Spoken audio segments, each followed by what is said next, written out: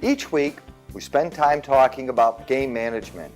When we're managing for older age class bucks to be represented within our population, we'll not only have a much more exciting hunting season, but there's also other things that can happen. Your older bucks do their best to take each other out of the population.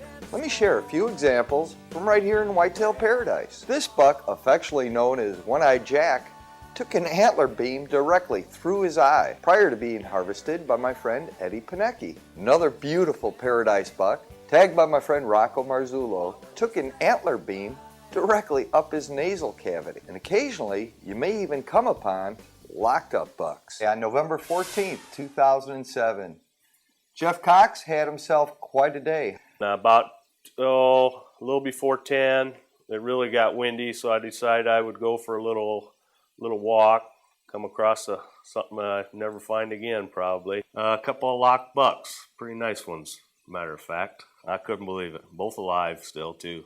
How far from them were you actually when you saw them? Oh, it couldn't have been 10 yards at the most, even within 10 yards.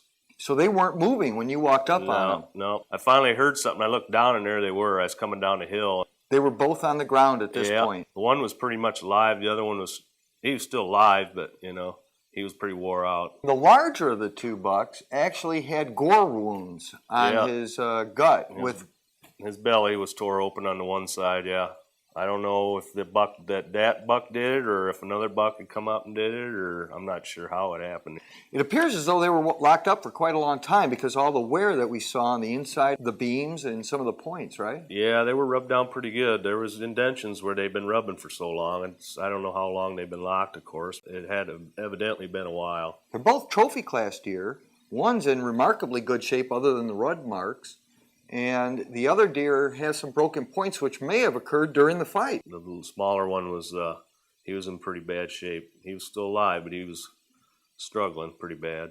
What was your first thought when you came upon these deer and you actually realized what you were witnessing? I didn't know what to think. I've never seen anything like it, and it's just, I didn't know what to think. You only had one buck tag with you. That's right. So I decided to take the strong one. I went ahead and took him.